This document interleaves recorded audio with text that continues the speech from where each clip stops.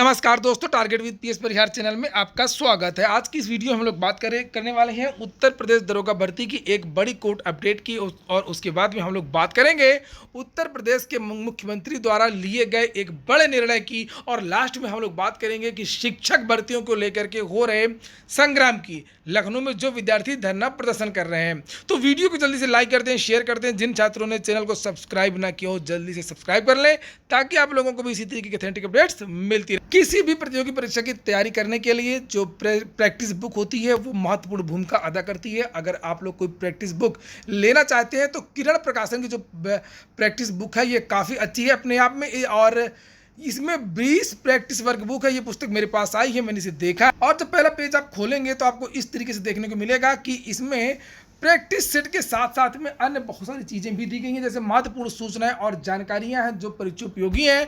Current affairs भी काफ़ी संख्या में दिया हुआ है, और केंद्रीय बजट भी है 2021-22 का, और इस केंद्रीय बजट से संबंधित प्रश्न भी है इसमें, और आर्थिक सर्वेक्षण भी है 2020-21 का जो परीक्षा में पूछा जाएगा, और आर्थिक सर्वेक्षण से संबंधित वस्तुनिष्ठ प्रश्न भी इसमें अलग से दिए गए हैं, और करंट अफेयर्स पॉइंटर भी है इसमें, और इसके साथ में आपके ये 20 प्रैक्टिस सेट भी हैं।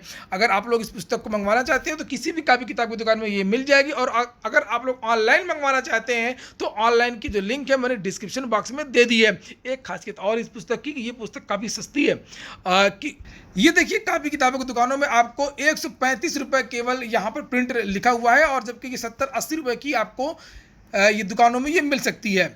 चलिए शुरू कर देते हैं अब आज की सूचनाओं को। आज की सबसे पहले सूचना है उत्तर प्रदेश दरोगा भर्ती की 29 तारीख को इस केस की सुनवाई थी। उसके बाद में आज भी इस केस की सुनवाई हुई, और इसमें बहुत सारे जो केस हैं दाखिल हो गए। जज साहब का दिमाग खराब हो गया और उन्होंने कहा कि अब इस केस को फाइनल कर देंगे, और जितनी भी याचिकाएं उनको सबको कनेक्ट कर दिया गया है, और 7 तारीख को इस केस की सुनवाई होगी, फाइनल सुनवाई होगी, सारा मामला ही खत्म।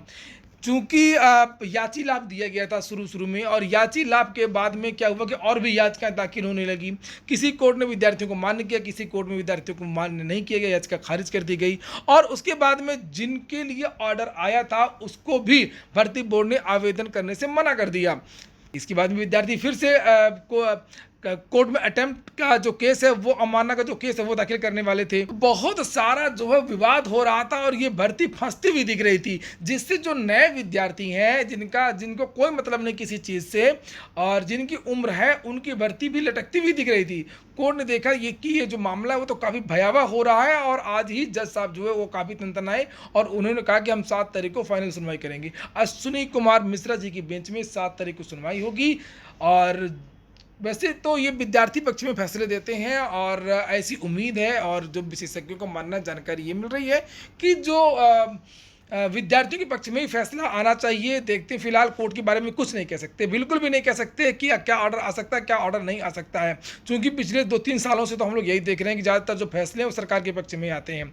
लेकिन ये बेंच अच्छी है, और जो केस है वो काफ़ी मजबूत है, और कोर्ट ने इंटरिम ऑर्डर भी दिया था जिसमें कुछ विद्यार्थी आवेदन भी कर चुके हैं, इसलिए जो विद्यार्थियों का पक्ष है वो काफ़ी मजबूत है। फिलहाल सब कुछ देखते हैं, सबकी निगाहें 7 तारीख पर लगी हुई हैं। जो भी आपको अपडेट होगी पल पल की, वो मैं आपके इस चैनल के माध्यम से देता रहूँगा। कुछ दिन आप लोग और वेट कर लीजिए, और शायद इसका जो पटकथा है वो समाप्त हो जाएगी, क्योंकि विद्यार्थी रोज़ आज भी फ़ोन करते हैं कि सर क्या होगा, कॉमन ऑर्डर आएगा कि नहीं आएगा, क्या हम भी याची बन जाएं, हम भी याचिका दाखिल कर दें, हमको भी शामिल करवा दीजिए। बहुत सारे जो फ़ोन आते रहते हैं, तो इन सब चीज़ों का जो है विवादों का अंत होने वाला है 7 जुलाई को।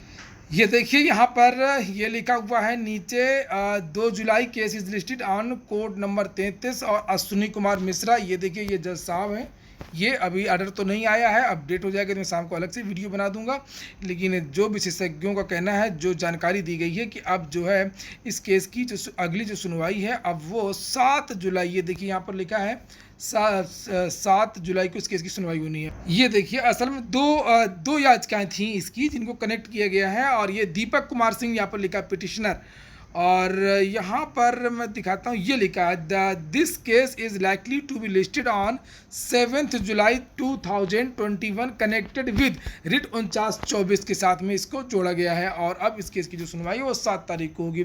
तो 7 तारीख सब चीज़ें क्लियर हो जाएंगी। बात करते हैं यूपी अनलॉक वैसे भी कर्फ्यू तो हटा ही दिया गया है उत्तर प्रदेश में, लेकिन कुछ चीज़ों पर पाबंदी लगी हुई थी, अब उन पर भी छूट दे दी गई है। यहाँ पर लिखा है खुल सकेंगे मल्टीप्लेक्स, सिनेमा हॉल व जिम और स्टेडियम। योगी सरकार कुछ और रियायतें देने जा रही है, ये दिए निर्देश। सोमवार को 5 जुलाई से multiplex, cinema hall, gym, sports stadium Covid protocol के अनुपालन के साथ में संचालन की अनुमति दे दी जाएगी। कुछ जो है इन चीज़ों को इनको पालन करना पड़ेगा कि मतलब अगर सिनेमा हॉल है उसमें अधिकतम कितने लोग होने चाहिए, एक सीट छोड़ के लोग बैठेंगे, मास्क लगाएंगे, सैनिटाइजर की व्यवस्था होगी, इस तरीके से कुछ दिशा निर्देशों के साथ में इनको अनुमति दे दी गई है।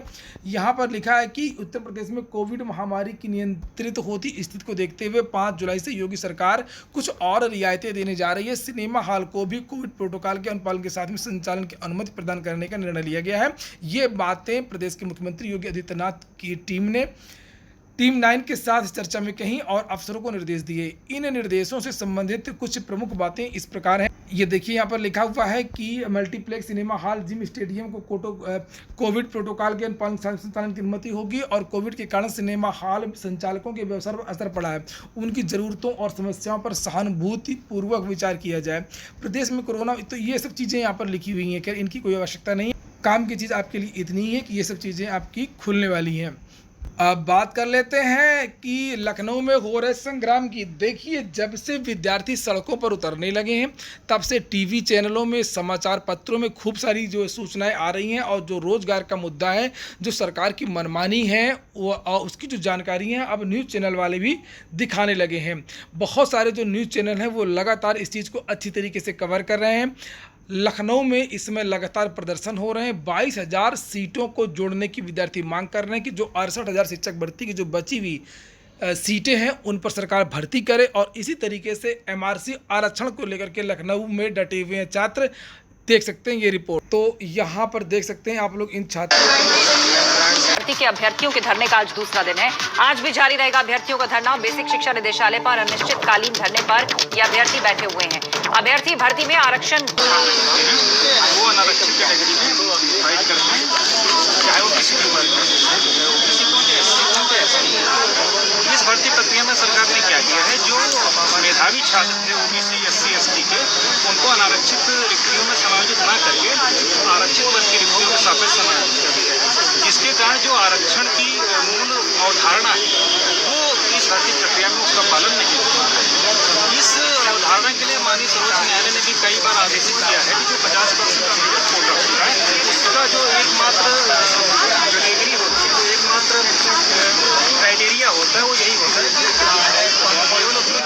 विद्यार्थियों का ये कहना है कि जो ओबीसी की जो सीटें हैं, यानी ओबीसी के जो विद्यार्थी हैं उनको ओबीसी में ही रखा गया है और जो जनरल के जो विद्यार्थी हैं उनको जनरल में रखा गया है, यानी कि जो आरक्षण है वो उचित तरीके से नहीं दिया गया है। हालांकि जो 6600 की जो सूची जारी की गई थी, जो सूची जारी की गई थी उसमें सरकार ने ये बताया था कितने विद्यार्थियों ने ओवरलैप किया है, लेकिन ओवरलैप तो विद्यार्थियों ने किया है ओबीसी और एससी के, लेकिन उसमें भी जिस तरीके से आरक्षण देना चाहिए उस तरीके से आरक्षण नहीं दिया गया है और ये वास्तविकता भी है। सरकार इसमें काफ़ी कुछ चीज़ें छुपा रही है और राष्ट्रीय पिछड़ा वर्ग आयोग ने भी इस चीज़ को माना है कि इस भर्ती में सरकार ने कहीं ना कहीं घालमेल किया है। घोटाले का आरोप लगा रहे हैं। भर्ती में 22,000 पद जोड़ने पर भी अड़ा है अभ्यर्थियों का दूसरा समूह। और अब बात उत्तर प्रदेश के खालिस्तान। तो ठीक है दोस्तों, ये हो गई आज की अपडेट। वीडियो अगर आपको अच्छा लगा हो तो लाइक कर दिया करें और इस तरीके के वीडियोस को आप लोग शेयर भी कर दिया करें। पूरा वीडियो सुनने के लिए बहुत बहुत धन्यवाद।